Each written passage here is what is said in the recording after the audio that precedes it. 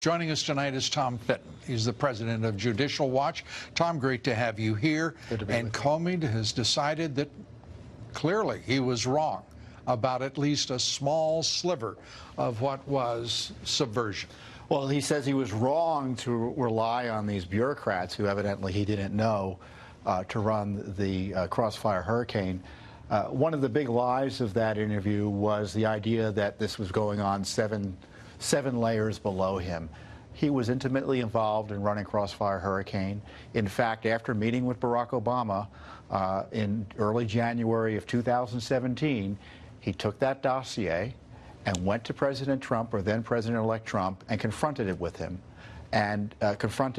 with it. And he used that meeting as part of the investigation of Crossfire Hurricane. He ran downstairs and ran over to the secure video conference to talk to his Crossfire Hurricane team about what he discovered.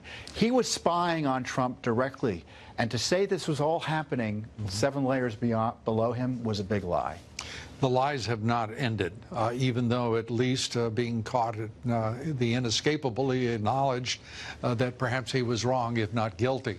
The truth is more likely guilty, and we're probably going to see that guilt, if not admitted, at least demonstrated, proved. Your stance on the Inspector General report, Michael Horowitz, and what he did convey in that report that went well beyond at least the preface, which was no political bias at the inception.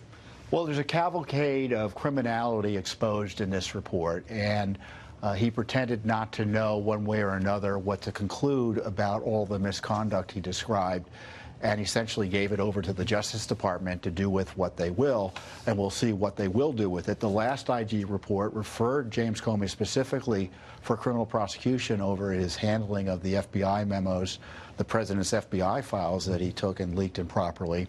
Will they prosecute Comey and people like that now? I don't know.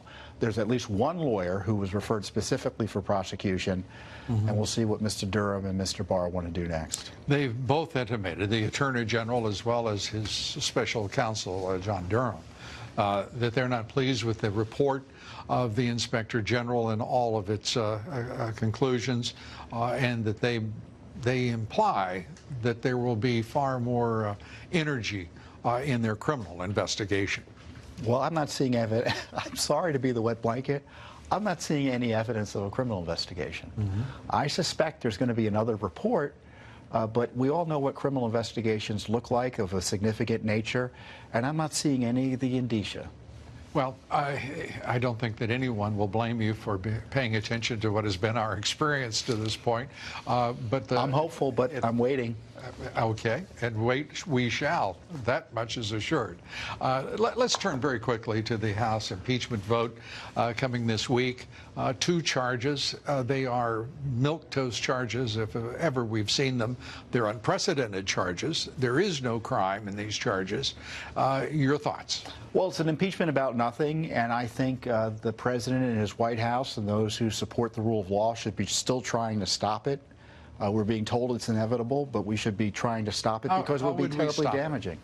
I think one way to stop it is to increase the penalty for doing it, which is to make sure that Adam Schiff is set to go before the Senate and testify and be held to account for his misconduct in terms of his communications, his staff's communications with the whistleblower leaker, and his illicitly obtaining and publishing the private phone records of the president's lawyers and other innocent Americans. It's likely that only Nancy Pelosi could stop it now.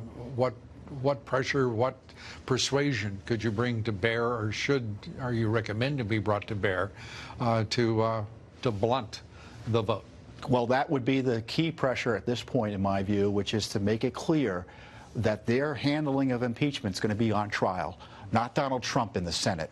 And the Senate should right now say this is not going anywhere. There's prosecutorial misconduct, and to the degree we're going to do an investigation in the Senate, it's going to be of Adam Schiff. It also might be important, I think, to remind Nancy Pelosi and Chuck Schumer that, in point of fact, this is unprecedented in another respect. This is going after a president, not in his second term, but in his first term. That is something that, well, I think that they might regret even more because they are sure to fail, and there are sure to be longer lasting consequences of this colossal affront to the American people and our Constitution. Hopefully they might consider that here tonight. I hope so. Tom Fitton, thanks for being here. We're always delighted to consider what you've got to say. Thank Appreciate you, it. You're welcome. Tom Fitton, Judicial Watch.